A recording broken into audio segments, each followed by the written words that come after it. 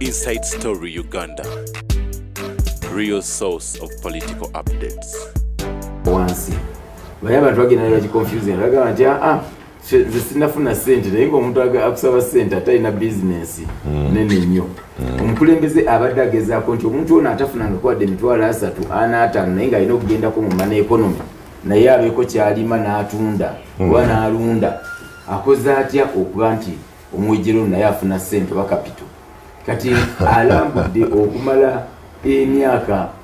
program yadde okumala emyaka 4 naye kati eno kwali kulambula okulaba ebirumira success stories olabye ejavudde nga asibye abamu abazibba ez'abanaku ng'oli miliyoni ate bamuwa kitundu ne baloopa corruption alimu era n'alagira nti abantu abo bonna abenyigira mu bulyake bwa programu eyo tebalina kuweebwa police bond. So olugendo lubadde luwanvu region zonna zonna ezikola eggwanga kati climax yabadde mu Buganda era netumayiza ne Wakiso ne Kampala enkya nga tuli Kololo leero tuli mu Nakawa division nti egenda kuggwa oluvannyuma lw'emyezi egyo gyonna naye nga byenda byemu nti program nyingi zizze nga abantu tebazifiiringa ku ground naye eno at least omuntu owa wansi omunaku asobodde okubaako kyakola. Olaba omuntu n'omusanga yafuna miliyoni n'agula embizi 5 embizi mu myezi 8 ne zizaala n'afuna 5 omwaka genda okuyitawo ng'ali mu 3 bw'abanga asobodde oziriisa oba n'atundako n'akendeza nti ffe miliyoni emu gye tugaya oba nga ffe abafuna emisaala gy'ogaya nti gwe ojja gitwala mu bbaala ojja giwa mukyalo ojja gikolamu zaala ate omuntu omunaku yasobola ogikyusisa obulamu bwe. N'olwekyo ndowooza nti programu eyo nnungi nnyo era ejja eyambye abantu baffe. Mu Wakiso ndabadde musanyufu nti Wakiso baalowoozanga nti tewagira oba Kampala tewagira nkola za gavumenti naye era namwe tulabyemu abantu abenyigiddemu nti ovulaba nti ate mu Wakiso kikyuseemu ng'abantu mulimu abagenda mu saluuni abagenda mu artisan abaweesa kubanga Wakiso ne Kampala tojja kutumbula nnyo bulimi na bulunzi olwa setting yayo. Kyovula nti mbadde mulaba n'alambula saluuni oyina agamba kati saluuni bamutwalawo batya nedda saluuni oyo mukazi oyo aba n'olugero nti nayina akasaluuni ng'akali kati nawe najjayo emyogo oba PDM ate nenyongeramu kino. So abadde tuli ku measure nti abantu bano ddala programu eno yakola oba tekola webirumira bibaamu naye ebyo bye bijja okuba ate mu phase 2 nga birambulwa nga boolaba nti Wakiso ne Kampala baali balowooza nti baziwa sente zezimu ng'abala parish emiliyoni 10 kyova olaba nti olwa population era yalagidde nti ate ezo zijja kweyongeramu okusinziira ku bungi bw'abantu. So tuyize bingi omukulembeze ayize bingi nnyo mu nkola ya programu eno era nsuubira nti ejja kweyongera ogenda mu maaso nti after 5 years ojja kulanga abantu mu parish oba mu byalo balina banki ezaabwe ez'abalimi ez'abalunzi kubanga enkola eno erina bwe clusteringa abantu nti bano balimi bannyaanya bano balunzi ba mbizi bano bambuzi bano bante ng'olaba nti bonna beemanyi mu kitundu ekyo ba mu lukoogu embizi gyogereko mpolo oyo gw'oliraanya alihaji omukulembeze munne aba talina kyakukola kubanga omukulembeze bw'aba anajja abantu mu bwavu tofaayo gwoba togirya naye abalunda okugjamu ssente muno n'abalunda nga tebalya kuba bakulembera mulimu abakatuliki ate nga akantu ako bo kabawoomera nnyo aye munaye ke kamu ku kamane meeka embizi nze nange nayize namwe njigiddemu ng'abadde atambula ne president nti oyinza okulaba ekintu gwe n'oteeka ssente zo mu kintu ekingi naye ng'embizi weetaaga biyumba na buyonjo neekukolera ssente mu myezi emitono ennyo n'ogaggawala. Kati kufa balina theories ez'obugagga bye bimu ku bintu ebikola mangu ssente nga bwolaba boonyoma obutungulu boonyoma watermelon boonyoma zi apple boonyoma ennyaanya naye omuntu sizoni emu emukyusa n'ava ng'ataddemu kitono naye ate n'agenda mu bugagga. N'olwekyo tulina okukyusa mindset naddala wano mu Buganda Katonda we yatuwa ettaka erimala eggimu eyeetaaga okulongoosaamu twenyigire mu programu zino ez'okujja abantu baffe mu bwavu. Doctor, waliwo wo contradicting ne his excellency era kyekyabadde kimu ekiresiza abakulu bano president buli wabadde atuuka ng'agenda okuwunzika nga bagamba nti mwankole tulina olugero nti yeetuze tetumukaabira mwetuga mwessaamu omugwa mwalonda aba opposition kyobudde olaba programu tezitambudde bulungi ate gutandikidde gavamo Wakiso nti mwewunyiza nnyo abantu abaali bagamba nti Wakiso tebawagira programu za gavumenti era gavana abadde ali wano ekimu ku bimuleesa nnyonnyole lwaki alwanyisa programu za Mr. President kuba yatuuse nzijukira yali eri wa Honorable Ssemujju Nganda waliwo awali ensonga z'ettaka abatuuze beeyo naga sibiwuliranga nako bino mwakola bubi mwalondawo opposition era buli we mbadde muva ng'awunzikaaga naye Busega namulabye Katale naga nti kakati n'okulonda okujja mulonde bulungi in other words kamalirize ku kibuzo kino muli mu PDM gwe mulambula oba Mr. President ali mu campaign nga banne tebannatandika road map tena bakufuluma kakati yali ku kinga asabirayo bululu na kugamba tebalonda opposition kakati ino nja kuddamu bwenti nti si kituufu nti buli muntu opposition tawagira nkulakulana oba programu za gavumenti that's why mulabanga abakulembeze abali wano nga Honorable Bwanika Honorable Nyama bali Mweze Nakawa nti banji bali mu opposition nga bali objective nti ajja kujja agamba abantu nti wanayi wadde saagera President Museveni naye ate mugende mwenyige mu programu ezo kyawuka naye banji bo wadde nga bafuna omusaala omunene ne gugenda mu nsawo zaabwe ne bagenda ne bafuna allowance ne bafuna zi VIP travels mu kunyonyi naye ate tafa ku muntu oli owa wansi okumusakira kakati President kyagamba nti abantu bano ebizibu ebitono waliwo ebizibu ebinene nga byolaba amalwaliro enguudo ennungi amasomero ebyo gavumenti nga central government ejjeno neeteesa program zirina okugendayo oba oyagala oba toyagala naye waliwo obuzibu ng'enkayana z'ettaka ng'abantu okuba n'enzizi oba nayikondo obuntu obutono ng'omukulembeze n'olukiiko lwa chairman governor lusobola okutuula ne lwesalirawo ne basaka ssente mu gavumenti naye abakulembeze bano ab'opposition abasinga bali so radical nti ye agamba n'okutuula ne kisanja bamulaba ng'akoze ne Museveni kati onooteesa otya nga te gavumenti eri mu buyinza ng'ate ye gavumenti erina okutematema ssente n'ezireeta yeina majority mu parliament kati oyina kulaba nti ekikwata ku bantu bo so president ogamba nti mumpa abantu ne mwetuga kituufu nti ojja kusanga Wakiso beetuga bwe bamuwa Bwanika nkugambye nti mulimu abakulembeze abalungi Bwanika y'omu ku balungi kakati era ne mulya nnyama singa abadde si mulungi mwana wattu walabye akalulu akawedde ne mu NRM abatabadde for pro bantu wadde ba NRM baba kubya akalulu era ojja kulaba awo list eyafulumye ng'obalaba babadde banene naye bali abantu bagamba ye twakulonda n'obeera eri Bwanika teyandifuze bisanja bisatu singa yali si mulungi mulya nnyama yandibadde kati tagenda ku promotion singa yali si mulungi naye kiki kyetutegeeza nti omukulembeze alina okusakira abantu naye tulabye bangi emyaka 5 giggwayo kati bazzeeyo kusaba bululu naye nga badde tebafa ku bantu kino ekyogamba nti alonda akalulu etteeka limukakatako ye president yalondo emyaka gye teginnaggwako okulaba nga omukuumi w'eggwanga asembayo alina okulaba programu eteekwamu ssente zino ennyingi kwa ssente miliyoni 10 ku munuka ssente nnyingi nnyo ekola tekola mulimu ebirumira birongoseddwa bitya n'olwekyo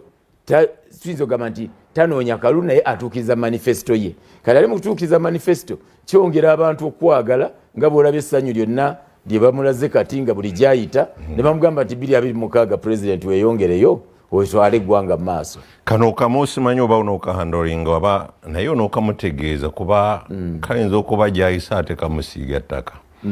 bwe yabadde mu ggombolola y'e Lubaga baayodda abaana ne babakwata ne babasiba nasembyeyo okuwulira nga baatutteko 16 mu kkooti nti baatimbula ebifaananyi bya president ebya campaign n'ebirala ne babibikkako kyokka ogaye campaign si zaalimu anyway naye ng'ekiri ekindeeseza kino waliwo already ebifaananyi ebyatimbwa edda president bwe yali ajja mu Nateete waliwo ttiimu ng'ewerekerwako security ebyabalala oba baagala bwa kansala oba bwa meeya oba bwaki byonna baabitimbula ne batimbawo ebibye security abo teyabavunaana naye abagezezaako okujjayo ebya president baabayodde bali mu makomera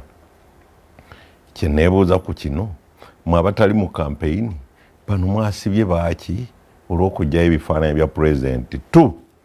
disitulikiti y'e Wakiso n'eya Kampala zaatutegeeza nti abateekayo ebifaananyi ebyo bonna babiteekayo mu bumenyi bw'amateeka kuba roadmap yadde yayisibwa naye nominations tezinnaba tewaliwo candidate n'omu. Kati lwaki atali candidate asiba abajjayo ebifaananyi bye ng'ate ebyabanne baabijjeeyo ne bateekayo ebibye? Bonna omumenyi w'amateeka asiba abamenyi b'amateeka. Era we mbadde ngenda okugambira nti bwe tuba tuzimba eggwanga lyaffe ekibi kiba kibi. Nti kitegeeza ki? Oba etteeka terinakkiriza kutimba kifaananyi wadde ndaba ebifaananyi ebimyufu byonna n'ebya yero mu community buba bumenyi bw'amateeka, naye ate tekitegeeza nti gwe olw'okuba oli atimbye kabe wa NRM n'atimbulula ekyawa opposition oba omu opposition kutimbula ekya president yonna okuba bumenyi bw'amateeka. It's impunity gye tulina okuba ntuvumirira okulaba ntuzimba. Naye buzibu wa demokrasi waffe nga Uganda tannakula nti abantu bo ebyobufuzi babitwala nga bya bukyayi, naye nga ate ebyobufuzi bandadde biri premised on ideology orientation. N'ogamba nti mpagira President Museveni ku lwaki tikulendowooza yeeno ku kino ku by'amalwaliro ku by'amasomero ku by'obulimi eno ya ideology. Ate mwami Bwanika oba mulya nnyama alina ideology kikuweza ensonga ne bannyonnyola eggwanga omulonzi n'asalawo. Actually ne bwe batotimba ebipande nga abantu bakwagala honorable bakulonda eri abantu abatayibadanga na sente zikubisa bipande, naye olw'okuba bakoze transformation mu community oba mu society nga bavaayo ne baba leaders, naye abakulembeze bano olwaki bateekamu ne yeetimba ebipande abamu wedda beerangirira nga tebannaba na kuyitamu no agezaako okubribinga mind z'abantu. Naye leka abantu bakolere, noonya ebizibu ebiruma abantu mu community, noonya challenges eziri mu community ng'ekibbattaka, abaana tebasoma mu area yo, amalwaliro abasawo tebaliyo, obya addressing abantu abo ojja kola nga layini zikaaba nga mpanvu okuva eri nga munno ayina nyimpi. Naye bino eby'ebifaananyi si bwe buwanguzi, naye nga kyenvumira tugenda mu bululu abantu bakuume emirembe, respecting ekifaananyi kya munno, respecting ekya president, kubanga ekifaananyi ekyo si bwe buwanguzi wabula byokolera abantu n'enneeyisaayo mu bantu. Kati bano be mwasibye mugenda kukola mutya? Olwokuba nti saabalabyeko nze nkubuulidde kiri mu public domain. Kiyinza okuba mu public domain naye nga saabalabyeko naye bwe kiba nga bakwatiddwa nga bamenya amateeka nga bo bagamba gwe bakwatira mu kituli aba omubbi. Kati muyinza okuba tebakwatiddwa nga bamenya amateeka. Lindako kiri tugaidinge bulungi kubanga bonna ebifaananyi biriyo mu bukyamu n'olwekyo tewali akijjayo kuba ne KCC yakolako ekikwekweto n'ebiwanula byonna ebyaliyo babizaayo nabo mpolampola, n'ebya president biriyo mu bumenyi bw'amateeka kuba tannabeera nominated. Avunaana atya bannembo bajjeeyo ebifaananyi ng'ate n'ababe bajjeeyo ebyabanne. Honorable Kadwa wenkugambira nti twagambye ne tugamba the ideal nti wonna bumenyi bw'amateeka, naye n'ababbi bagenda okubba nga bamanyi bajja bakwata oba bajja kubatta. Kaakati naye gwe bakwatidde mu kituli essaawa eyo aba omubbi oli ayiseewo aba aluwonye. N'olwekyo obubbi bwawukana. Kati abo abakwatiddwa ddala nga bakusanze okitimbula oli ajja kutwala mu kooti agambe nti sikipande kyange nateekamu ssente. Kati biri eby'omunda nti naye yakiteekayo mu bukyamu bajja mubuuza lwaki KCCA yamukkiriza ne Wakiso. So tutunulire ekibi kino ekikolebwa obuta promoting impunity na kulukyayi mu bantu tulabenga sembyayo kano abantu bagala kumanya report twava wano ku Saturday nga mugenda wa Lawrence Nkalubo bwe twaliko wenkoko w'emitwalo ebiri nga ye mugamba ebiyumba bye nema si mugamba barirega akankwasa nga mugaba ebiyumba bimenyewo for environment reasons kyokka nga baguma ayina enkoko emitwalo 10 ebibye tebimenyeddwa. Wava wano ng'ogambye ogenda ne DPC ne RDC ne chairman w'e Katabi n'abalala mulabe ekisembayo mu dakiika ng'emu tuwe ku samale kyekiriwo. Bannayuganda bonna nalabye emitimbagano kyekimu ku bintu ebyasinze okutrendinga ate nga kiri mu district ya governor ate era nga governor muntu weeyo mu Katabi eyo naye kyabadde kyennyamiza omuntu nze nga agamba abantu balime balunde nga bafuna ssente. Ekintu ekyo kyali kibinye era abantu balaze obutali bumativu eri muganda wange akankwasa, naye nebaza President Museveni nga bulijjo yayimiririzaawo ekikolwa ekyo n'agamba kamalo kyetegereza naawe emyezi 6 olunaku olwaddako yansindika ne ttiimu okulaba nti tugenda tulabe eddala kiki ekiri ku ground. Nebaza RDC w'Entebbe, nebaza Meya Kalema, nebaza abakulembeze na DPC bonna twagenda ne tukuba olukuŋŋaana lw'abantu nga 3 mu maka ga mwami Nkalubo. Si kituufu nti yazimba ebimba biri mu lutobazi ng'abamu bwe badde balowooza. Eri mu high end ekifo kiri kyali ttale nga bumanyi ttale nnyanja ebeera eri naye ttale no waggulu. Kati nga ye yagendayo emyaka 35 ne famire nga tamanyi nti abagagga balijja mu kitundu ekyo. Kati jjukira ennaku zino abantu banoonya nnyanja kulengera vyo. Kaakati ekitundu ekyo Bendegere kivujjuddemu bagagga. Kati ono yagenda nga adduka mu bantu agenda alunda embizi ze n'enkoko ze n'ennimiro ze. Kati yeetooloddwa ali ku eka nga 3. Naye abagagga baguze bakolamu estate eri 10 ku 5 10 ku 10 okwetoola naye nga mayumba gali aganyirire nnyo. Kati ne muganda wange n'abantu wali y'omu ku baneiba akulira Nema naye akankwasa esebo naye batuuze lwe nasosokola meeting ey'abatuuze bonna nga bagamba oba batutira wano batutire wa oba oli wa opposition wa wachi buli omugaga mu nsajja tukuza atuwa emirimu akwesa abantu nga 30 abaana baffe amagi wano yatuguza tukoze feeds miru fena tumuguze emmere y'enkoko w'enkoko emitwalo 2 ziba nyingi nnyo mu ate yagamba project ye ayagala naye emitwalo 10. Yes, so kyali kibi nnyo omusajja yakalya looni yatulaga receipt nga buyinzika agenda muwa enkoko emitwalo 10. Kitegeeza emirimu gigenda kweyongera ngate banka lwawulira ekintu ekyo nejja netandika omubanja ngeyagala kutwalawo ngewulira akankwasa mugambi ebimenyi ekintu kimu kyali kireese ebirala era omusajja yali agenda kufa naye mu meeting ye akankwasa mwamuyita yali taliiwo naye nayogera naye ku simu naye mukyala we yaliwo era neyeenenya olw'ekintu ekyo n'agamba nedda omukyala mwamulanga bwereere omukyala si wa Nema naye munnaye nga omuliraano gwokya 2 era yajjanga muliraanwa n'agamba omukulu wano ekintu ekyamazima tubaddewo emyaka gyonna nga tewali kiwunya naye bandabika balina bwe baagala kumugayidinga atereeze naye ngaebbaluwa yasooka yali emugoba. So olukiiko lwa town council olukulemberwa mwami Kalema olukiiko lwa district nebaza plana wa district yajja naye olukulemberwa abatekinika abakulira mwami Bwanika bajja ne tusalawo batekiniko bajje bwabaawo ekintu kyonna kwa twatula wenyini mu nkoko n'atugabula chai nga tuliirawo naye nga tewali kikola ki kiwunya. Ebbaluwa nagirabako yakankwasanga nti banneiba bagambye zibawunyirira nnyo ate banneiba bali immediate tewali wadde yagamba nti emuwunyira yabo n'abagamba bo tebakikkiriza n'olwekyo waliwo obuzibu obutategeka naye twataddewo olukiiko olukulemberwa batekiniko kuba ku district kubeerako environment officer ku town council abeerako abakulembeze ba governor wadde kuba tannavaayo district ekyaliye balabe ensonga eyo bwabaawo akazibu konna tumulambike bulambisi then ebere transition bwali bagamba ddala eno bagigazeti nze under physical planning kuba abatulaba government yaffe ebifo byaffe tebinabeera implemented mu physical planning nti wano tozimbawo wano tolundirawo wano tolimaawo olwa tugamba abantu mugende mu urban farming nde mu kibuga osobola okulunda n'olima osobola okuyingiza ssente. So ebintu ebyebulaaya ebimu tebijja kubeera nga bibeera wano naye nebaza abatuuze nebaza abakulembeze bonna meya RDC w'Entebbe mukyala Mbabazi bonna abavuddeyo okulaba nti bavaayo okulwanira omuto ne public yatabuse nnyo nga abalaba ebintu bino ne TV yaffe eno sebwe bale mukyaza kweri ebintu ebyo babireeta bayinza okugamba nti olina kye weekubidde naye nalaba wano nga ku program buli muntu agamba naye ddala abantu kyekigudde mu nsi. So mwebale nnyo eyo status tulinze lipooti enejja tugiwe omukulembeze w'eggwanga tulabe ng'eyatutuma n'abakulembeze kye bana balikomendinze. Tweyanziza nnyo nawe webale kutuuka konsaani yange nze nkyagiina nti walabika engeri gye balina 5 ku 10 yali kuyiika 3 abantu awo wasaba baagalawo.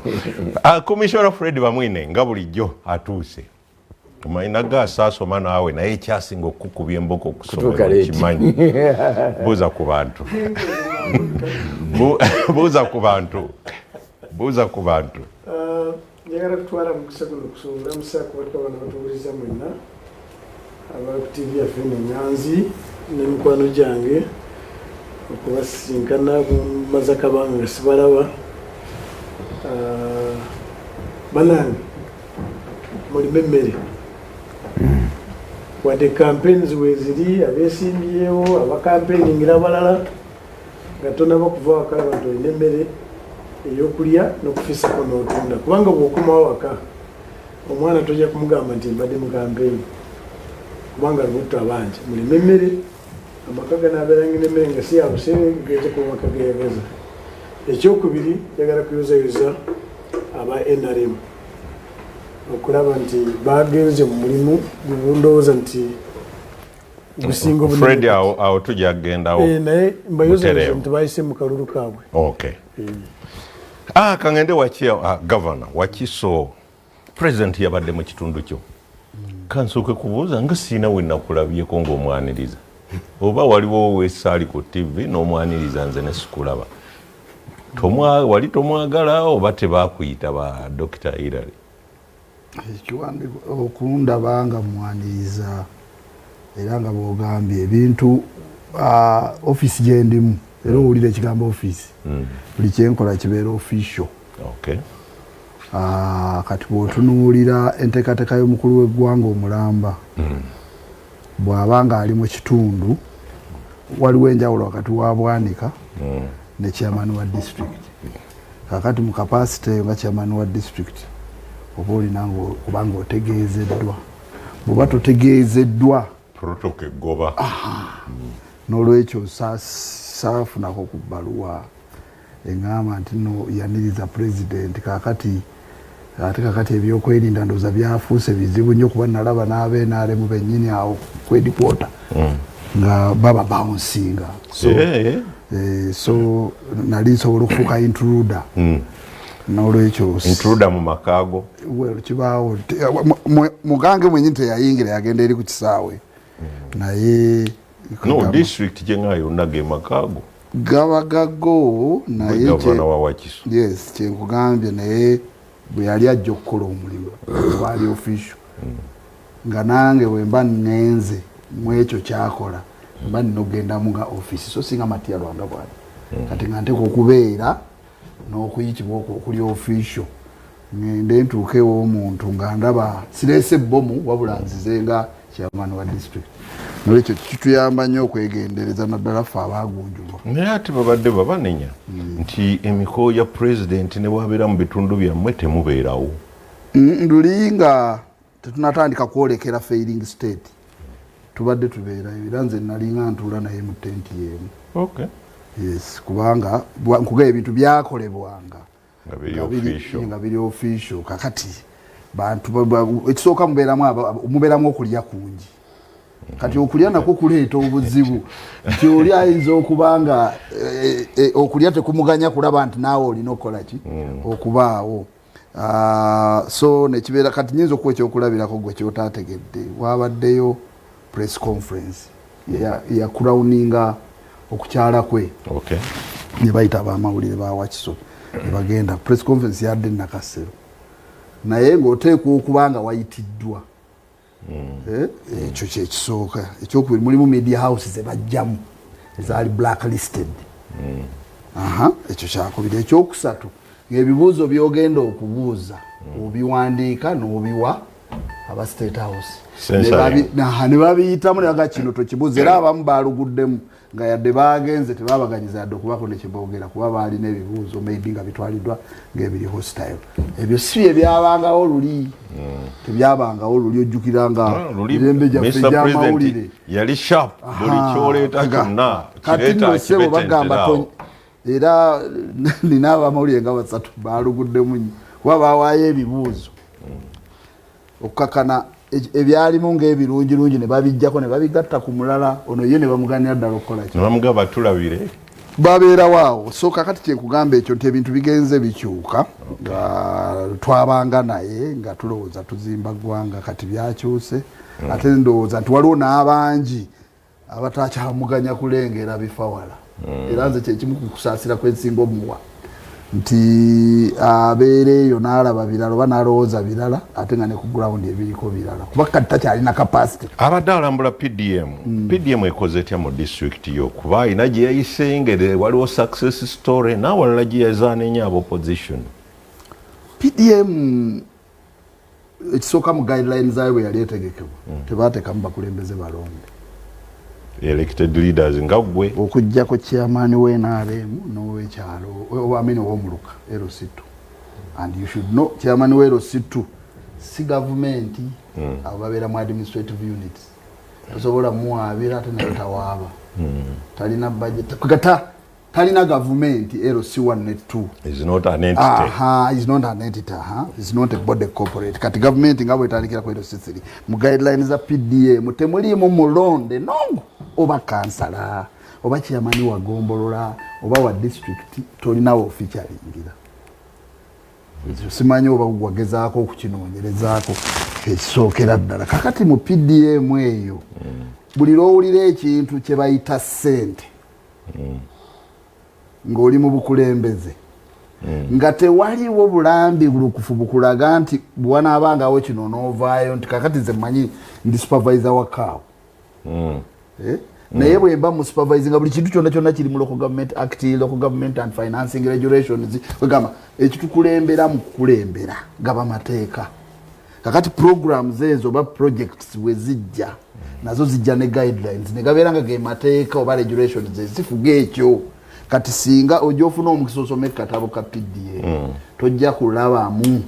nti chairman wa district akola kino tojja kulabamu nti kansala akola kino oba LC3 chairman akola naye jjukira ssente ziva mu government ziva ku kyokuva mu government but it's money buli awali ssente katonda we yatoka sitaani kakati gwe buli lwosaatuuka ng'ate toyogeddwako chances ziri nti bajja nakulisa byotakoze eki byotalidde kale kakati bw'olaba programu ng'eyo nga tebakulambise nti wano wooyingiriramu wano wooviiramu ng'ogamba okay era siyinza kuwa la lipoota ya PDM olw'ensonga nti PDM mu buvunaanyizibwa bwange eringa etaliimu ekisinga okubeera ate ekizibu kyekiri nti ate mu ssente zembeera nazo ate mulimu ezigibwamu nezigenda kati ekyokulabirako nti tulina ebitongole ebyasangibwawo nga ne PDM tennabaawo ebitongole kyeŋŋamba nga bono fisheries production department kati weesanga ng'ate ssente ezandadde zikola emirimu egyammwe mu nteekateeka yammwe ate bazijjamu ne zigenda waliwo obuzibu nga PDM yakatandika nti bapalish baba bakozi baffe parish tubayita bani bana parish chief oba ward kubanga tusinga tuli urban kati ziba wards kakati abo bakulembera wards zabo balinga balina okunganya data buli kintu kyonna ekyebyenfuna n'okulaakulana data is paramount naye nga mu gikunganya n'okuteekateeka abantu bali sente ezo zote zajja kagabe baweereza omuluka gwa kaddu baweereza ezo ze mugenda okufuna naye zibateekateeka musobole okufuna nga teziriiko kati ne weesanga nga ate bano ba chiefs baddira ssente ezamu eza district ezandikoze ku programs endala ne bazikozesa okuteekateeka kikuba baakolako abaasooka baakola ensobi ne baagala okukwata ku ziri era abamu baabasiba okiraba nakino tekiba misallocation kubanga ezamu eza district mu planning yammwe eziba za kukola birala ate ne bazijjayo ne bazikozesa ne zigenda mu kuteekateeka bali kyekyo kyenkugamba kakati awo accountability mugiwa mutya jjukira kati nga bwe nkugambye nti bwe baamala otujjamu ne bakola directives eziva waggulu nga zigenda butereevu ewakaawo and mark you kaawo tetukyamulinako buyinza that is another debate omanyi decentralization yavaawo kuba kakati abo ba accounting officers bakozi baki ba government era kyovulaba nti n'omusaala babongedde yadde nga bakama baabwe tebabakoze eki naye kyembadde ngezaako kwagala okugamba nti ali mu milioni 15 supervisor we ali mu kamu kitundu bwe bityo so kati nekiba nti nze sirina nnyo debate ku PDM debate yange eryemu bweti nti what if singa kati nga Wakisote tulina mu district hospital nemu tulina abantu milioni 3.7 roughly milioni 4 singa omanye ekyebbeeyi kati ng'okwejjanjaba naye n'osaasira omuntu singa aba afunye akakadde leero enkya n'afuna bufunyi mu malaria ow'amaanyi kimwetaagisa okusaasaanya ekitono n'emitwalo 10 ekitono owulidde kakati nze nendowooza nti singa kubanga governance mulina bye mulina okusooka okukola ne muzzaako ebirala omuntu ayinza okuba omwavu ng'ekimufuula omwavu nsaasaanya singa tutegesa abantu bano ne tubategekera n'amanya nti agenda mu ddwaliro n'afuna first class treatment n'asooka abeera mulamu kiba kitegeeza nti bw'onoomuleetera ne bw'onooba omuwadde emitwalo 5 alina kyayinza okukola kubanga aba asobola okusevinga naye singa omuntu addira n'ayita mu kkubo effu just ekkubo kimanyi nalyo litta nga lino erya Natete Nakawuka kakati wowe Natete Nakawuka nga abadde alunda amagi ng'agajja Nakawuka ayinza okutuusa ekitundu kya Ture Natete kakati lwaki tomukolera ekkubo okutuusa ogenda okutuuka okumuwa ssente ng'ate alina tugamba obuvunaanyizibwa bwa gavumenti enabling environment bw'oyogedde ku Profesa Lubobi wano waliwo kyenzijukidde Profesa Lubobi namukyaza nga ndi mawulire wano mu Bulange ku CBS Dembere waliwo crisis mu education ne Makerere vis-a-vis sente ziva mu government ne ba student ba private kubanga yatandika ndoza private gundi private scheme naye Lubobi mujjukirako ekintu kyesigenda kwerabira mu bulamu bwe yaŋŋamba nti yava mu maka ga ssubi ewaabwe naŋŋamba nti kati ndi profesa ne bannange bonna manyi baali bangi gundi eyo bakuba nkube abaana bannambe Balubobi Basebuufu Badumba naye nga yaŋŋamba ye kennyini nti background ya waka bwe yali asoma ng'ava mu nju ya ssubi naŋŋamba ne kati ndi profesa wa Makerere kati ng'agamba nti singa tutunuulira ekyo ekyakolebwa mu biseera ebyo nti n'omuntu avudde mu nju eyo essubi asobola okufuuka profesa ng'obwongo bwe bwe bukola ki bwe bumweyimiridde kakati ku budde obwo nga tutransiting okufuuka okucommercializinga education kakati kyekyo kyembadde ndeeta nti omwana ova mu nju eyo essubi asobola okufuuka profesa kubanga waliwo enabling environment mu social services okiwulidde naye kati omwana singa okwata akakadde omwana wo ng'omututte mu ssomero yeetaaga ssente mmeka okiraba kati ebyo byonna bikulu ne bireeta okuba nti mu kifo ky'okukwata ssente ajja kugamba nti bonna basome ye yasooka okujja PDM ezza luvannyuma anti kati kyekugamba nti singa otunuulira indicators kate oba population y'abantu n'amasomero ge tulina kale nga tetuzze ku quality katudde ku bungi bw'amasomero ge tulina vis-a-vis olunaku lwennyini olwokuna president lwe yagaba ssente awo teri kyannuma nakeera Bugiri tulina essomero baliyita Bugiri public school badde nga Bugiri ebusoga Bugiri public school liri wano Katabi mu town council twalina head teacher waayo nabba ssente za registration ne batujja ku poto gundi eyo ne bagisigala kakati nenkola kyonna nenkola ki nenjizaawo abazadde ne bampita ngenda okugendayo nsanga abaana population essomero tulikozeeko nnyo nerisituka kati population y'abaana nekola ki nsanga abaana 100 nga batudde ku ttaka wano wewati tebalina ntebe tebalina desk kwolwo ku lwokuna ku makya essomero lya gavumenti yes ngenda okulya nga president agamba mukadde mukaaga gwe jangu okiwulidde kati nga kitegeeza kisinga natunulira abutunulize nga ssente zawadde omuntu omu zaali zigula desike zaawo zaabwe giri ate zibeererewo ddala so kakati this tokenism by the way nkola ya kanjogere ekituufu ndi nkola ya mpola kyengamba bakiyita ki kwegamba primitive kya baŋŋambe ntya okutambula ng'okulembera abantu ng'obawa ssente si kya bugunjufu era tolina kyoyongera mu bantu kuyiga kukola ng'ogenda odishinga otuki ekyokubiri okujjako ng'otukakasizza nti ssente ezo zijja mu nsite ezo ze watunze bwe ziba za mubi wa musolo nga tewaliwo na mekanizimu gy'olaga ya accountability kubanga okimanyi bwe tuba tukola public expenditure awo mbeeramu requisition okitegeera ekyo kati nga kitegeeza nti omuntu bw'aba amaze okufuna ssente ya gavumenti siringi 5 bwegatika kutwala eruzira 50 shillings ate gwe kyolaga ng'omukulembeze kyekyeyolekawa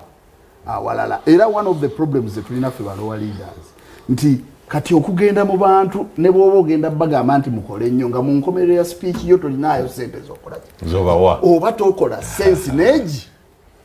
by the way tuli mu crisis simanyira bannayuganda oba bino ebintu babiraba kubanga nkugambye nave bugiri ng'abaana batudde wansi nasanga president agaba ate no bw'abaagaba temulimu na twandikise vetting kubanga wandibaddewo abatudde ne bagamba okusunsula lwaki oyo afuna oli nadduka nti batubyeko ezaffe ez'okkuba engoma oyo naafuna gundi jangu oyo mumuwe kakati okujjako singa abaatugamba nti alina ente ze yatunze najja ng'akola ki agaba naye bwe zibanga zaffe za public is scandalizing the nation. Meya Mulyanyamu wagamba Oluganda mulimu ekigambo tukimanyi bulungi nti president waffe wadde yakulira mu Buganda naye mulimu byatatereza bulungi akugamba nti njogedde Oluganda naye kikkaatirize mu Luganda abantu bategeera naye nga lwaki ntranslatinga because ayogera Luzungu nembiza mu Luganda kuba abantu baffe aba wansi si ba Luzungu. Program ya PDM efa ku muntu wa wansi abantu b'omu ghetto abantu bamufuna mpola basinga tebagenda mu ssomero era Oluganda tuleetagisa genda mu ssomero kubanga kyenvudde nkugamba lindako katono nnyo lindako katono abantu ati gyendiko ebyabadde mu ttu eno nti yabadde for the first time kubanga president abadde mu Buganda emyaka 10 era ne wosoma akatabe kaswengere mustard seed olutala alutandikira kati wali ku restaurant ne Bakayiri Zubairi Kibazo Bakari abadde mu Buganda era atambudde ngendo mu Buganda nga tuwiza Kisekka tuli bato ng'ayogera Luganda guno gwe mulundi ogusoose okujja mu Buganda nga bamuvuunulira Oluganda bwe gusoose kyabadde kyabyafaayo nnyo ekikulu ekirala kye nalabyemu bwe bukyayi NRM bweyina ku basiraamu ekino mukitigiiri we yabadde agaba mu sako ze bamuwadde yagabye miliyoni 10,000 waliyo neyabasiraamu kale naabo mbaweeyo 5. Oh my God era nze bwe ntunulira omusiraamu ng'ataddeko endalabuzi osooka webazeemu Dr. Hillary kubanga muwulira bwe bayanjula sako ziri endala nempulira ng'agamba yali amubuna nagamba nti Mr. President waliwo ne sako y'abasiraamu anti era yeesigala naye Hillary ye mwebaze yagireeta saategeera yakoogera era ey'abasiraamu kakati mukugambye naye mu kusigala mu zonna nga baziwadde 10,000 nga bw'ogamba lumu Haji Sebagala yali atunyumiza ayingira atya DP nti omugenzi Benikito Kiwanuka yali agabulawe na Lukolongo makage kati nga agabula ennyama abo bana bavubuka nalwawo okuwa ku bavubuka basaamu kuteesa abo ebiseera ebyo kati Beni lwokuba yali muntu w'abantu Benikito Kiwanuka gwenjogerako wa DP vakuba n'abantu n'amuggyako ekijiiko n'amugamba bano bawe ennyama abavubuka bonna saamu kuteesa baseera ne bayingira kati noono bwe yatabye ekisefuliya ng'abasiraamu bo bakasukirayo 5 ekyo nakyo kyabadde kyabyewuunyo era nze wendanabye buli musiraamu yabadde atambula kyabadde ekyo ekyokusatu nga ngenda ku mukulu wange kyayogeddeko mu kutambula kwa president fe ababadde bakufollowinga ku street tuyinza okufuna mass mob justice abavubuka bye bakola nga batambula bambadde t-shirt bagenda ewa General Museveni abantu bajja kwekyawa bagambe nti bannange abavubuka bano batuyitiriddeko teri abagambako bamanyi bajjeno babalumbye mu ghetto kuba bagenda mu ghetto nga tebamanyi ku solution ya ghetto okubba kati buli president wabeera kubba twafunako scenario yofe matching mu Kiwempe abantu nga bababba abo ne baga twekolemu omulimu era omuvubuka omu wali emuyenga olabe emuyenga bamukubye n'afa emuyenga mu junction olaba okuzimwe omuvubuka bamukubye ng'abantu beekyaye ne bafunzaako omu abalala ne badduka mu yero zaabwe tuwaza General Museveni buli wabeera tetumanyi mwagenda mu ghetto kutankuula baana bajje kuba Kyagulanyi yagenda mu ghetto najjayo abaana n'abawo obwa kansala n'abawo obwa MP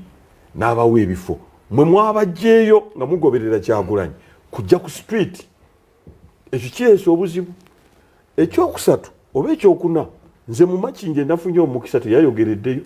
omanyi nasooka nenteeka eggulire ku CBS oluguudo lwe baagabye sente za African Development Bank naye wa musolo yagenda ozisira nze nasaba ettaka nga sente z'okusasula zaalibwa aba ne batuwa ekkubo naye bwe yazza odduggulawo ng'omukulembeze ekyo kiyatusasuddemu mu by'education ono kyayogeddeko nakabya amaziga naye wabaddewo yagambye abaana babaweeyo ice cream 1 million aba Buganda. Oh my God, tujogeddwa kaddu, tujogeddwa ice cream mu Makindye. Tebalambuddeyo saloon, tebalambuddeyo ki, ne bavaawo naye kiyalese mu Makindye mu essomero erira ku musingi gwa Bukatuliki yagambye tubawaddeyo ice cream 1 million. Ono kyagambye nti newe tunaakola bino byonna naye ng'omuzadde ono gwe tuwa sente atunde kasooli awaliriza atwala omwana we mu ssomero obusente bwonna buggwawo mu education omwana atukeke Makerere atukagane n'asoma ku Green Hill. Kakati ebizibu bye yasanze mu Makindye baana kulya ku ice cream. Kinemyo gattako yadde ekibuuzo genda maaso. Nawe oli shocked. Nga bende we yamanyi emwanyi terimba. Gwe kimanyi nti bukyatutandika mwanyi terimba Katikkiro gye yatandika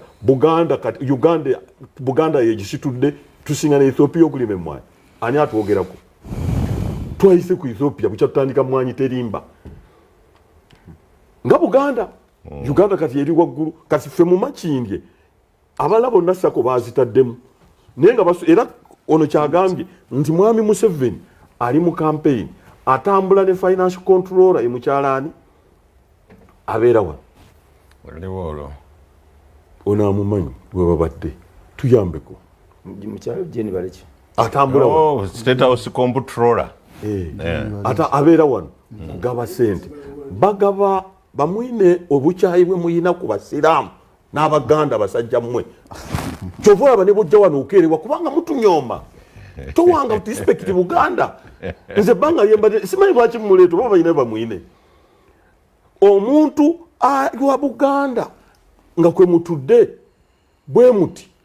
lumu Mwami Museveni yagaba Buganda eno eringa nga kibbo ne bwe kivaamu entobo abaana ba Buganda babawa ice cream bamwine okufuuka bamwine ebintu byonna abikoledde mu Buganda Batembeeyi yatandikawo wano ekibiina bakiyitangani Citizen Concern kutandika okwesimbawo ku bwemupi kale ennaku zino boogera ku balubongoya bano beesimbawo dda wano mu Kampala ku bwemupi tuyomba Mbadde nkugamba ekibiina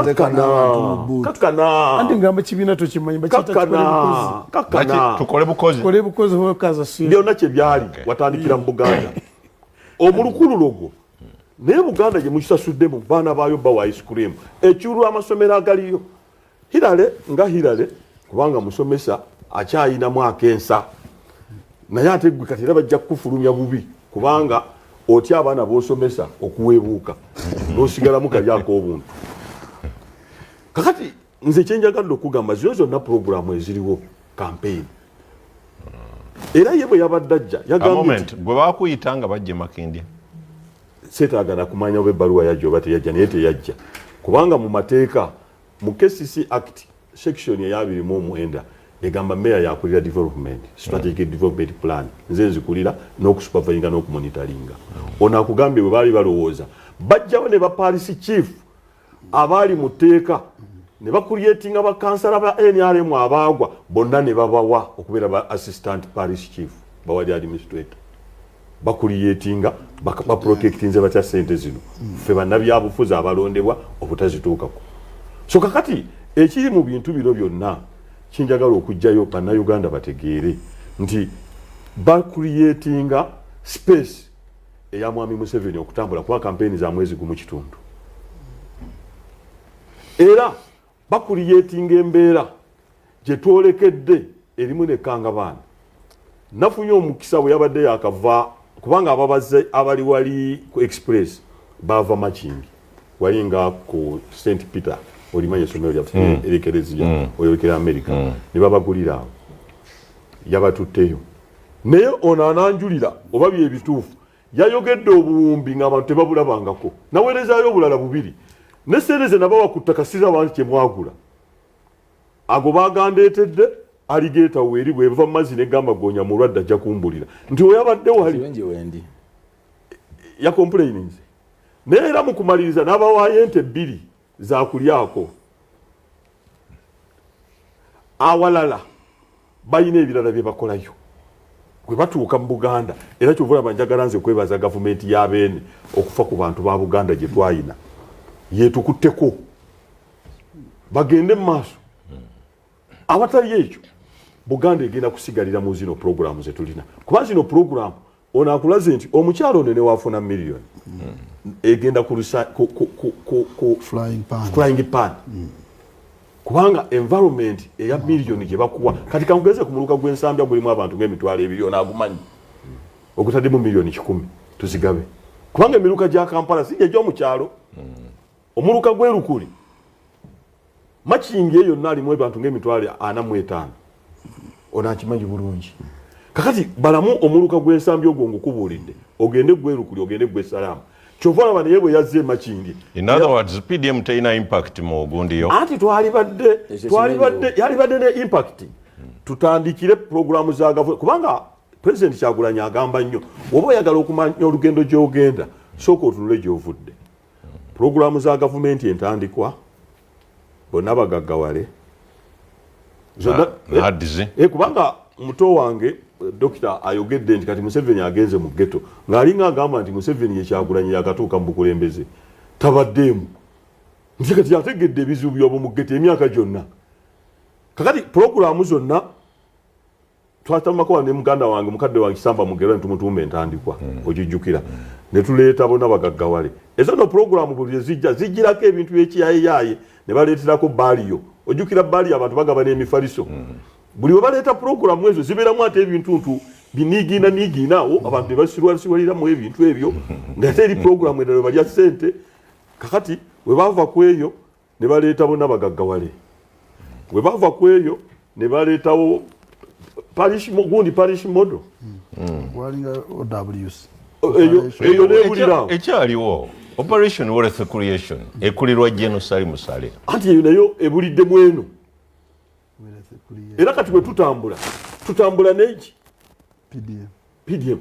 kakati olabanga bateekateeka ekintu kye batamaze kukolako kunoonyereza okumala kubanga bw'osoma akatabo k'amaka g'abawansolo babeerawo okamanyi bulungi babamwine b'akamaka g'abawansolo Animal Farm babamwine baalimu namwo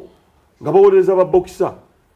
okitegeera bane bali balina kulya bulungi basobole otukuuma balina kuba bwe bati kakati babamwine bangi era bakeera kwambala masuuti naye nga bawolereza bali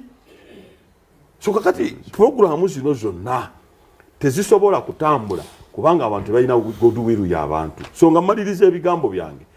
tusooke tunoonye mob justice ejja mu ggwanga abantu bagenda kweca bano bakitunuulidde ng'ekyogundi era nze kiri kye mmaliriza abasiraamu ezo ssente mwaliziganya 5 nammwe ne muzirako. Commissioner Fred Bamwine gw'otambudde mu wanene kuba Commissioner Bamwine ndooza Uganda gw'otusinga ogimanya ffenna abali wano naye ne Dr. Hillary atambudde nnyo ne mukama we naye Bamwine ye ate abaddeyo ng'abaayo permanently yabeerako mu Kampala Central Lubaga Kawempe oba ne Nakawa Uganda n'agimalayo nkutandikira mu Mpigi n'agenda n'akoleramu n'agenda Embarara n'akolerayo n'agenda kati wuuyo Karamojja Commissioner Mulamba atambula wona n'ekirala bwe tunaatuuka ku biri ebyokulonda naye ojja kumbuulira omulimu gwo mu kalulu ki Bamwine buli w'owulira akalulu by election naku ezo namubuuza nga ali Karamojja by election ez'ekisolo ng'okunoonya Bamwine ali kisolo PDM nze kenyini mba ndi kisolo we nasuze nga Bamwine ali mu kinu n'ensawo ya ssente kyokka ye yali agenze ku Bamwine Commissioner atwala Eastern Karamoja region kati mu campaign z'ekisolo naye Mr. Bamwine development programs zino president ezatambula nazo gwe gy'oli bakulu bawulidde mwazifuula za NRM ate bwe mugira ne munenya opposition tebagetting involved kyokka ng'etteeka lye mwakola oba manyo gye muyina tebalina we balabikira kati bajje Gate Crushers. Mwami Kadu kuba tulaba n'abatuuliriza kuva 2021 okutuuka omwaka ogujja ogwokutaano buli mukozi wa gavumenti yenna olwaleero akolera mu manifesto ya NRM kabe mulya nyama nobwaba mulya nyama nobwaba mukulu That's true. manifesto eba implementing nga bonna eri emu kuba ye yawangula ya NRM katate ntusasulwa nga mwendi nabo ekitusasuza si kubanga ntulabika bulungi batusasula okutuukiriza programu za gavumenti ezo officially chairman is 5 is paid okola nti emirimu gya gavumenti gitambula bulungi mwamulya nyama kyekimu kati bano fena nga butuli wano tuwaliwo akolagwana kyewa batusasula every month ng'ogyeko omusaala n'ensakwe egenderako so abakulu bw'owulira nga balina beboogera nti tebitambula bulungi mu bitundu byabwe kiba kitegeeza nti tubasasulira bwereere era gwe ndaba nampuliriza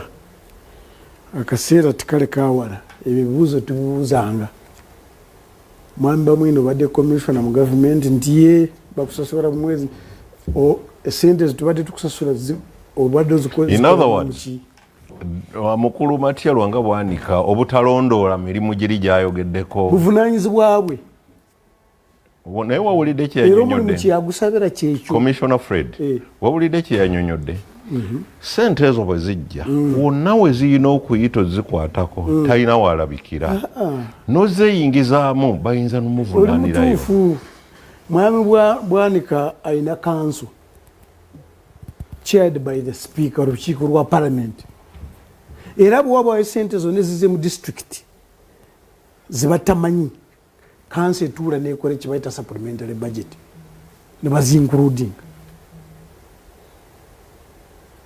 That's why they are there and that's why they are paid. Akuwuliriza kirambikiddwa mu constitution ne mu local government act era bye bitusasuza. So bw'osanga ng'oba oli awo mukulu Musoke nga takoze bulungi mulimu gwe ayebakidde ku mulimu kifaanagana ng'okuseerera mu katale mujja ng'otandika kuyombesa kkubo. Bw'obadde oyogera ng'otandika oyogedde oti Uganda olinga ogimanyi yonna kati olwa mukwano gwange mulya nyama tuwalo disitulikiti ya Uganda kati eyintanaba kumalamu emyezi 2. okola ngaani mu Uganda? Nkiikirira pulezidenti mukama wange wonna mu Uganda wengenda wonna sigenda ku lwange ngenda ku lwa mukama wange. I'm a commissioner in the president's office. In charge of Karamoja region. Katata oba obuze president yantuma. Okay. Anytime ayinza okutuma walala wonna. Era nobumanga ndi wano wadde guwampise amanyi nti wendi wano. N'olwekyo byenjogera ngende mpola. Buuza ebyo bubinnema kubiddamu kitegeeza nange ndi wa Kibogwe. Okay. Now, mukuru kanewole bigambo bya mukuru Besigye. Aliwo embeera yamutabukako naye yakozesa ekigambo kinene nze nja kukitonyako. Yagamba nti ekizibu kya Uganda kati abayivu abasinga obungi basobu. Ye yakyogera mu lulimi mu kigambo kinene nze ngezeza kuki abayivu abasinga obungi mu Uganda kati basobu. Lwaki? That's what he said. Naawe okyewoze olina ensonga lwaki nkiresi. If it is true nti mwami Matya Lwanga abadde Wakiso ka 2 terms kati njogera ku programu ya PDM yokka which has reached 2.5 trillion. Trillion kyeki mu Luganda? obusiriivu gye bamitwala 10 tugendera tubuyite butabalika nani agadde ono awulira akimanye 2.5 trillion butabalika oli akayise kase obwakajjamu Wakiso okukulakulanya abantu naye chairman utusosola buli mwezi n'akugamba nti nze byo sifaayo na kumanya biki kigenda mu maaso eyo tulina muntu mutuufu mu kifo ekituufu 2.5 trillion ziri mu disitulikiti yange okuyamba abantu okubeerako bulungi ate abantu si bonna nno okuyamba abo abatanaba kuyingira ekibayita money economy abatanaba kutandika kukolera kutereka 2.5 trillion nga tulina beneficiaries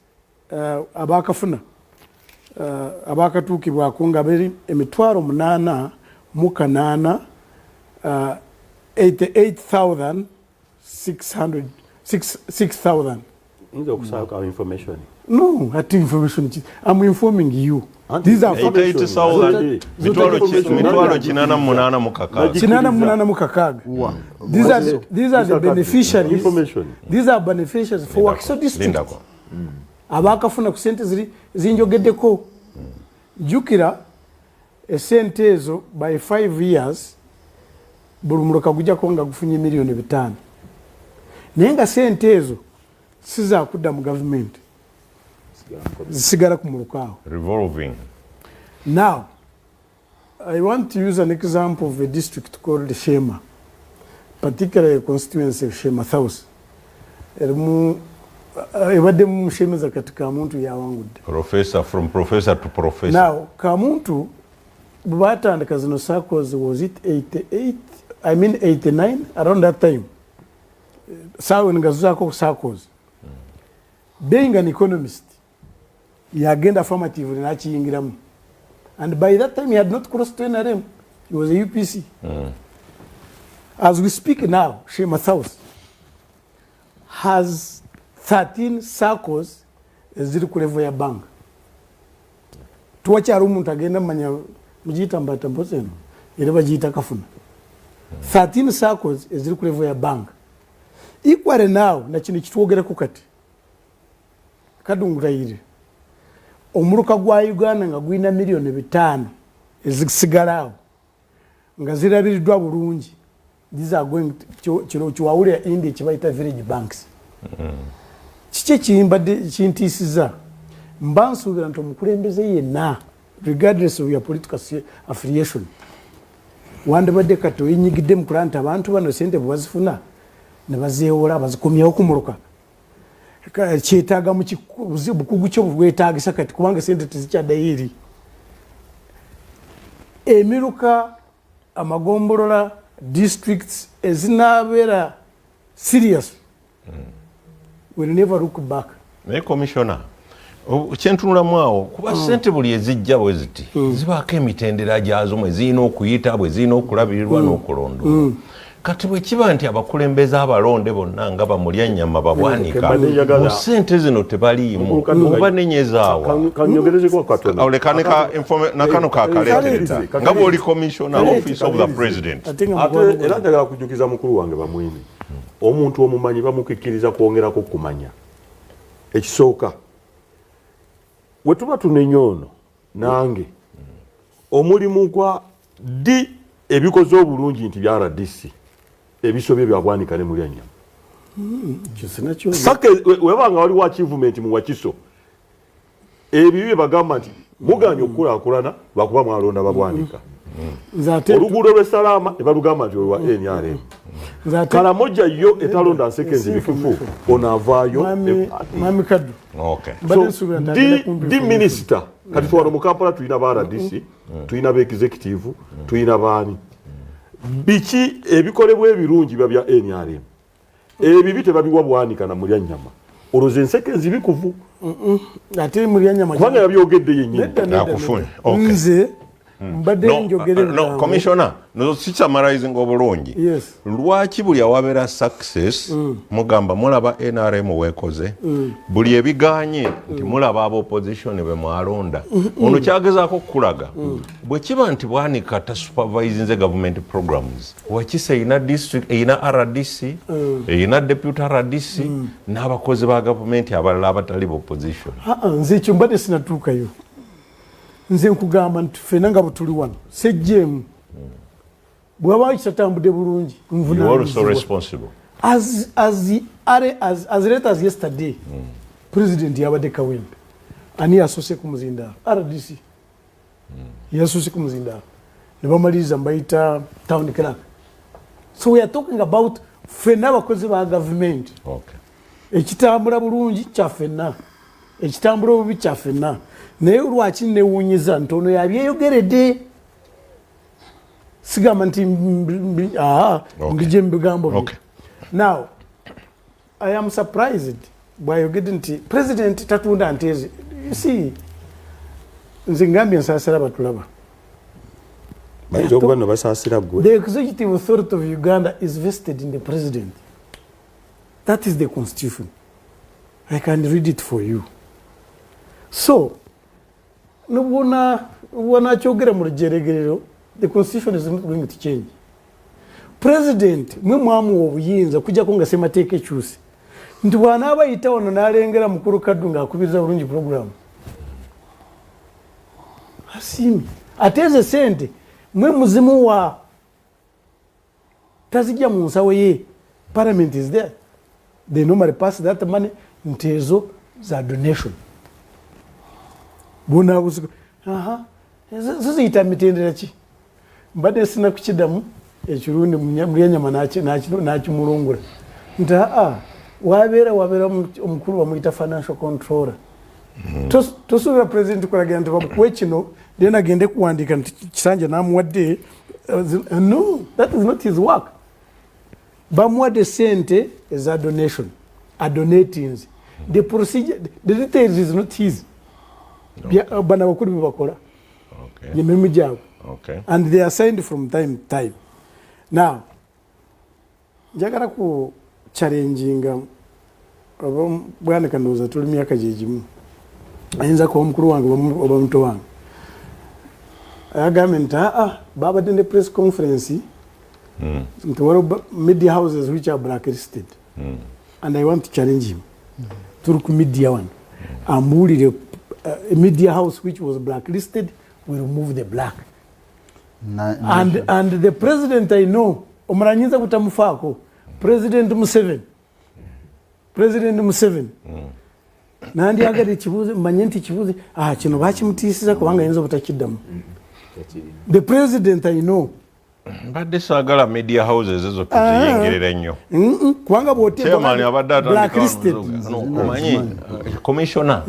eno ndi ku media house ya Ssaabasajja kanneme kulwanirako ntalo za media houses ndala kankole bya Ssaabasajja wano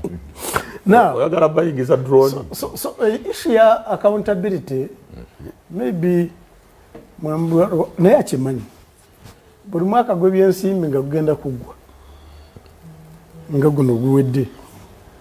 they are what we call accountability committees ekyomukisa omulungi nga zikulemberwa ba opposition ziyita ebitongole byonna bya government nga bikulemberwa minister ba PS including the minister of president and they meet these committees for accountability twakuwa sente zino wazikozesa ki and the controller and the minister they normally face these committees so we are running a government nze kinjagala kusaba abatulaba n'abatuuliriza kyobumaliriza nakyo nze nakugamba nalisaagala ebina byobufuzi bingi babinkakatikako naye kinuma nga bwotuyise wano of course kati nze I favor the one for my leader kubanga batuwangula ekyomukisa omulungi bakiyita kuntimawa tandetingangako down naye abirimu halfway kubanga gambe ntwagamba tubejjeko ffe tusigale my problem nga ffenna batunudde ku lubaawo kutuyita wano nenzija wano nga ndi wa NRM okufa obufi oli najja nga wa DP okufa obufi oli najja wa NUP okufa obufi nebuuza kati aba Uganda bwe baani okay aba Uganda yekaddu mukasa I thank you kati nze kingeza kugamba kikino kingeza kugamba kikino kituufu olina ekibiina kyo kyokkirizaamu kati kimbasaba mwena mu bibiina byammwe let Uganda come first okay soke tulowooze ku ggwanga tulowooze ku bannayuganda bonna kyenkanyi tutunulidde ddiini tutunulidde byabufuzi tutunulidde mawanga tutunulidde ddiini mpulidde muto wange ate ffe nga basiraamu ate ffe manya nga baganda let me tell you ali bitojja kukyusa nze nobwokola ki kati mu Buganda omusiraamu nfune miliyoni 5 abala bafune 10 eyo muveeyo Dr. Hilary commissioner nkolekedda kankulage kingeza kulaga kikino commissioner nja kudda kingeza kulaga kikino sebo bamwine nti si omugabo meya mpola mpola ngo oli munyankole nabwoba ngo oli mukyoli Uganda katufina tuluwamu Dr. Hilary oyina kuba dole tanga mpoma wa gavana bulungi commissioner Tom Zindalo gwange commissioner kyalina okumanya omugabo guba mugabo okay nze buli wentunula kwetirako kano katono buli wentunulira ensi bwenti soka kutunulira Buganda omugabo abasiraamu abakatuliki abakristaayo ne Uganda eyawamu ekigabo oyina kuba dogamba briefly se briefly kubanga mulimu byenina okutangaza okay fine bondetanga senior lecturer tugende maaso njagala nnyo okusomesa abantu ekisooka ba senior bange oba bakulu bange nze bwe mba njogera objectively oba owagira NRM oba owagira ki tuba tuzze kusomesa ggwanga kyogulamwa ntizimba ensi yo nkyewala nnyo okulaba a leader becoming a misleader oba oyandibadde omukulembeze ng'owabya abatulaba kuba abantu batula ku TV eyo ne batulengera tuba tufunye mukisa okujja sife tuba tusingayo amagezi so tulina okulaba ate batukkiriza mu kyovola buli woyita nakulayo ku programu ya Honorable Kaddu Mukasa no si ya BBS ya Kaddu Mukasa naye mwebale kuteesa era ne bakwebaza okuteesa obulungi golola we bakyamiza wengamba olibwe ati kati njogera okuhighlightinga njigirize eggwanga donation nga bamwine bwagamba tulabye abazungu wano nga batuwazi donation ya President Carter donation ya Bill Clinton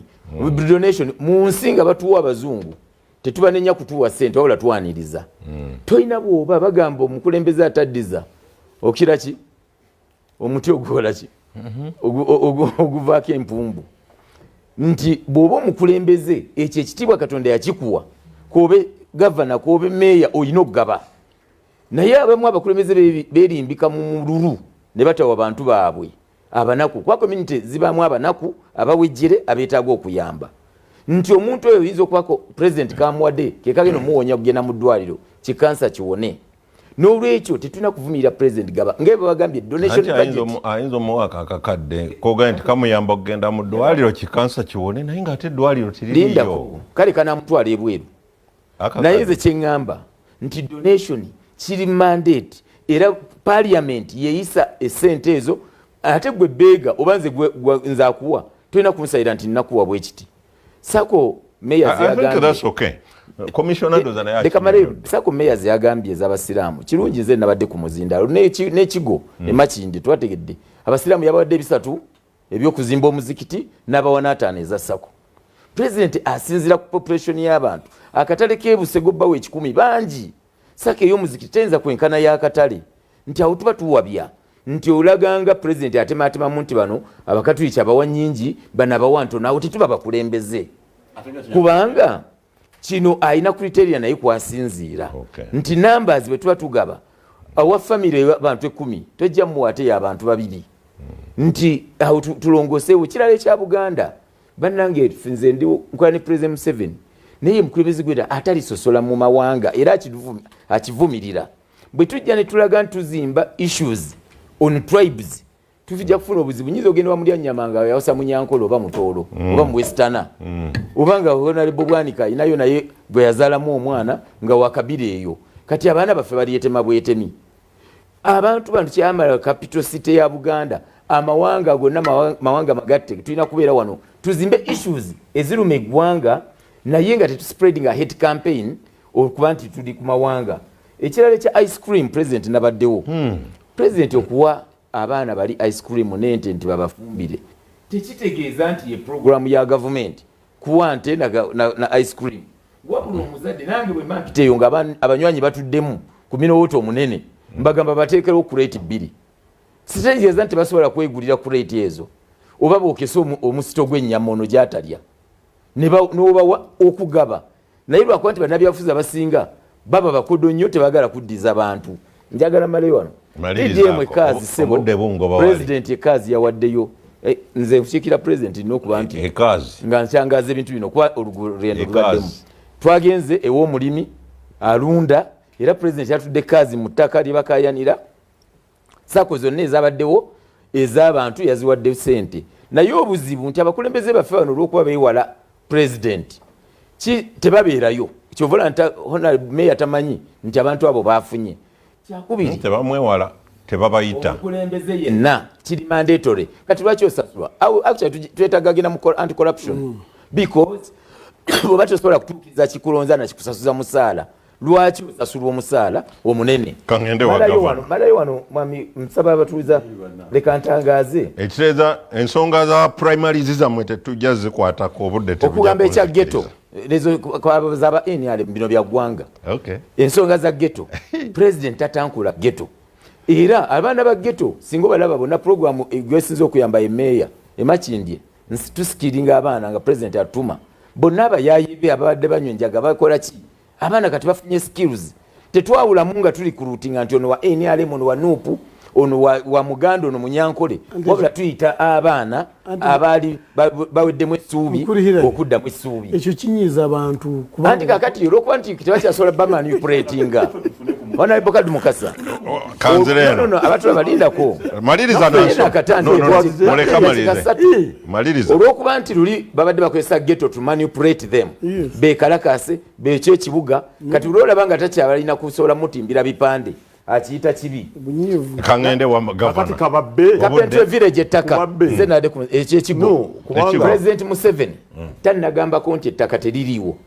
ettaka eryo nali ku timu yaligula mukyala Nakyobe n'ekikyoncho loya wa president nga basasula ettaka eryo ziri eka 7 Kapentwe village eyo kibi nnyo nti honorable mayor tayingiranga namu kulaba baana bali abali abanaku bali bagobye ensambya omulimu gwe bakola n'olwekyo si kituufu buli kimuwe eki era kya bbeeyi nnyo gavana kaddemu kubimu ebibadde kubimu bituludde nnyo muliyanya manyi abantu abaana balina gavana gwe mpadde omuzindaalo nga bwe mugambye abatulaba bano omuntu atulaba tumukola bubi tugezaako kwagala obutajjaayo kifaananyi nti abantu bakulemberwa batya kuba ekyo kikulu nnyo ofisi zonna ze tulime Wakiso ndiyo ngenda kukola myaka 15 siriyo nti kubanga simanyi buyinza bwange mu ssemateeka mbumanyi naye tubeera guided mu buli kyokola era cardinal principles z'abakulembeze eza good governance ziri 5 naye mu ze 5 mulimu enkulu 2 equity ne transparency kakati mwe muyinza okulowooza nti munjigiriza buyigiriza nti simanyi nti omuntu aba ne donation ekintu kye bayita public money okumanya kikwewuunyisa sente ne bwe tukuŋŋaanya katugeze abantu ne bakuŋŋaana ne mukola fundraising ekintu ekigenda okukolebwa kya public watekukubeerawo amateeka agafuga sente ezo so nga abantu baziwaddeyo willingly. Kakati bwe tubeera mu office ze tulimu ekisooka tulina ebiri basic bye tuvunaanyizibwako mu ssemateeka yennyini mwe gye mwogedde ku mulimu akawaayira kaga nti president oba yenna kubanga various levels buli omu aba president mu ngeri ye naye ekimu ku bye batugamba welfare y'abantu betukola ki betukulembera naye bwe baba bagituwa batuwa n'amateeka mwe tusinziira okujjayo equity ne transparency kuba wabeerewo obwenkanya saagala twesibe ku ssente za SACCOs kuba maybe SACCOs ziyinza okuba nga ziba zeetegese okiwulidde naye mbadde njogera ku bukadde bwa ssente obadde buweebwa individuals nti omuntu yadde afuna miliyoni 6 nga tewaliwo vetting lwaki azifunye obwedde oli ajja n'akwata microphone sebo ffe tuli bubinyana gundi oyo muweeyo and it would be okay singa ebyaffe byetuvunaanyizibwako biri ki bulungi kubanga bwe tubeera mu offices zonna zonna ez'enjawulo tulina obuvunaanyizibwa obw'okuweereza abantu nga tukola ebyo ebintu ebibayamba bonna kati bw'otukogabira ssekinnoomu oteekwa okuba nga either ojja ku ssente zo obanga olina etteeka erikugaidinza okugaba n'olwekyo saagala mulage ekifaananyi nti wano mu Uganda governance weetandikidde. In fact ekigambo kye nayogedde nkiddamu obanga government erunning it is being run in a primitive way. Nze tekako essira nti ebikolebwa si bye ebikolebwa mu gavumenti z'abagonjofu. No, kakati kwegamba waliwo ekintu kye tutegeka mu nsi nga kigenda kuvaamu emitawana naawe mwana wange bikugwire. Kikyengezaako kwagala okugamba nti okimanyi nti corruption kati eri waggulu nnyo. Naye omanyi causes za corruption ozimanyi. Mululu. Omululu guvaawo ekisooka mutandise okulaga ekyokulabirako nti omuntu yenna bw'abeera mu office ng'akulembera abantu sente zonna zonna eziri mu mikono gye alina eddembe ozikozesa nga bwakoze eki ekyo nno kyamutawaana nnyo okiwulira kubanga bwe kiba nti nze nyinza okuba nga mu budget ninamu allocation ya donation neera naye ebeera guide on how okiwulira era jagala okutegeeza bwembanga banaaziwa abantu waliwo emitendera gye muyitamu ne bakola requisition kwega buli kimu oli end user agenda okufuna sente zo nga auditor bw'anajja ajja kubaako nekyagoberera kakati kyenvudde nkugamba nti yes bw'abanga awa SACCOs ekisooka bwe wabeerayo abadde bateekateeka baba baziteekateeka ngera waliwo abajja ozigoberera but I'm looking at sente omuntu n'asituka n'amulabika nti n'oyo muwe n'oli muwe indicator mbi at various levels. Ekyokubiri gwayagala nti nnondoole programu za gavumenti programu okuzirondoola nteekwa genda mu bantu ne mbakubamu enkuŋŋaana bw'oba osetinze president nti buli lw'okuba olukuŋŋaana mu bantu olina okugenda ng'ogaba then oteekwa okumanya nti ate nja kuddira nziba ez'oluguudo ngende nkole ki. Ekyokusatu mbagambye maze emyaka 15 programu za gavumenti zibaddewo nga zitegeerekeka nga zirina NADS egenza okuvaawo nga kise success story simanya wamwakimanya nti lwe mwajjawo NADS bwe twava ku mulamwa. I was saying government bwe yali si bweri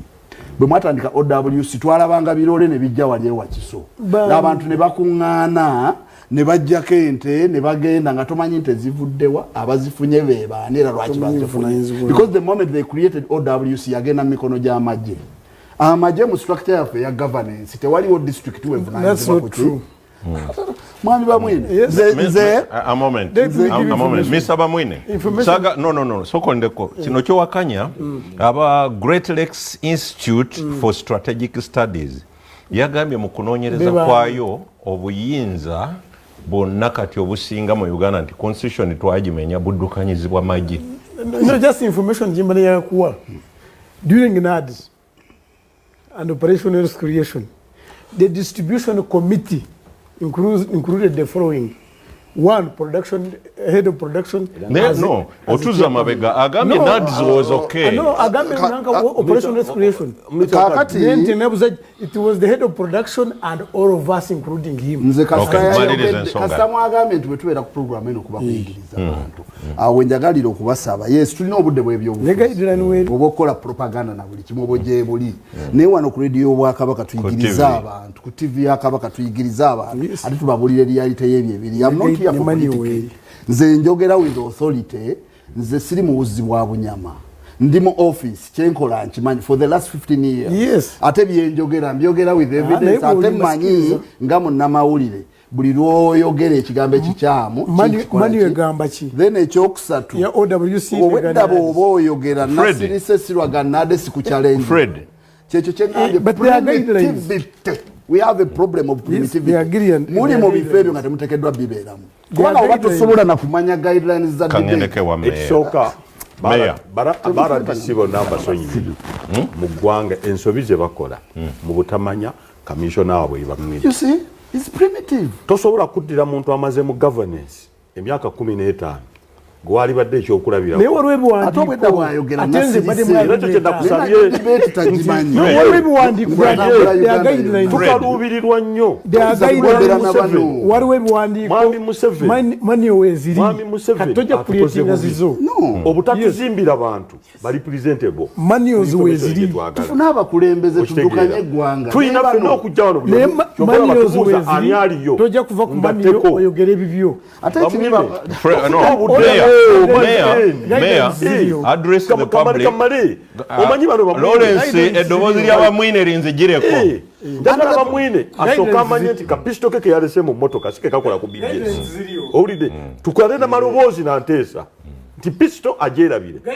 Owulidde oba ne drone nti wano mulya nnyama nzikirize njogera eri abantu. Nze ekinsasuza emirimu gyange nayita mu kisanja emyaka ekisooka 5 n'enzirayo ogwokubiri.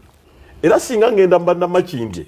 emirimu gye tebasobola nakunnenya nti lwaki tewagenze wa Mwami Museveni gabana kwa ice cream nti abantu abo bali awo kuba buli we tujja kye batulangira tubasasula tubakola ki tukoze emirimu sente zaabwe era temulimu we bagamba nti we siigende mu bintu bya kivandulo njagala tube n'obunyiivu oba kale tukkakane kati njagala twekube mu kifuba nga tutudde mu lukiiko lw'ekyalo nga pulezidenti azze mu kitundu tulina oluguudo lw'ennakawuka talwogeddeeko n'alabayo omuntu omunalaba prime minister nga alukomissioninga prime minister ono w'amazina sagala bigendamu n'ayita omusajja chairman w'ekyalo nga tamanyira mumanya naga nkuwadde $12,000 kale kankuwe tukutuku emu egenda kuyamba omuntu ogu naye tulina oluguudo lw'ennakawuka oluvaamu emmere y'abantu emmotoka zonna gye zitalira olugutuuka empigi talwogedde nange mulyannyama mbeere mu bajega abasembayo ŋŋambe ono kye yayogedde mukulu kadumukasa kamalirize na kano ono kye yayogedde donation simbi naye yava ebugiri n'asanga ng'ono agabye $6,000,000 naye ng'abaana batudde ku ttaka bamuyita ekyo tokiraba amatugo tugakole nga Alex mukulu we yagamba nti tebukyawulira omusajja ayogedde ekintu kyangu nnyo bane mbabawadde obudde n'agamba nti donation tuzikola tuwulirize naffe tulina donation mu office ono kiyagerezaako n'agamba nti president agaba $6,000,000 naye ate waliwo abaana abatudde ku ki ku ttaka tukonsideringe ki kubanga